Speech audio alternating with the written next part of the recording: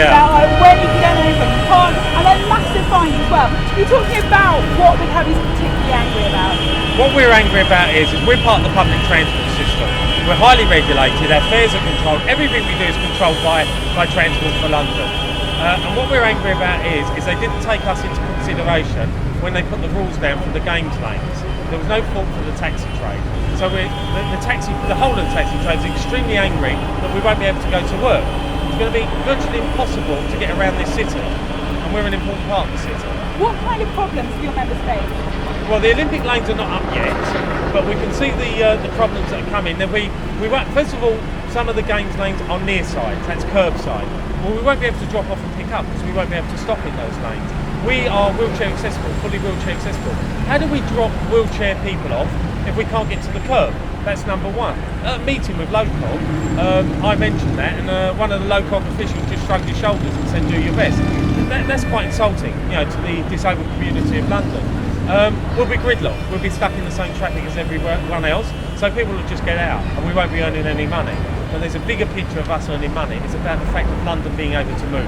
And obviously you brought your protest to the government today. Yeah. What do you hope they will now do?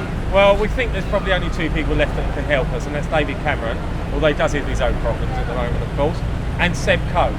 Seb Coe needs to get off of his pedestal and come down, put his hand in the air and say, we were wrong on this. We've got to allow these cab drivers into the games lanes. Otherwise, they won't be able to work, and London will gridlock and no one will be able to move around. Are you hopeful this will have an effect? We're not actually, if one puts hand on heart. So we've called two more. And they're going to get bigger because the anger is getting stronger. Are you going to say when they are? Are they going to be surprised? No, we've announced the dates. One's on the 23rd next week, and one's 5 days later. And how many have you had today, and how many do you hope to have at the future one? Well, it's really hard to estimate how many taxis come, of course. It's very difficult. We can only tell by the amount of traffic it's caused and the area it's filled, but it must be well over 1,000 taxis today. I think now that people are getting angry and people are going to talk, I think we're going to get a lot more in the next demonstration. So, Any more disruption? Well, it's not really about the disruption, that's a byproduct. But this is nothing what's going to happen when these games lanes go into operation.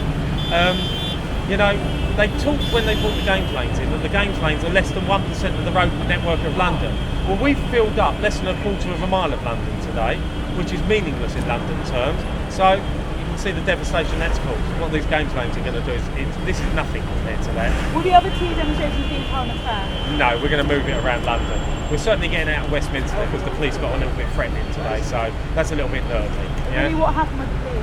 They brought a superintendent or some big guy down who, got a little bit angry about what was going on. I think he forgot that we're in a democracy, probably had his holiday in Damascus or Libya or something, and. That's great, thank you very much. You're welcome.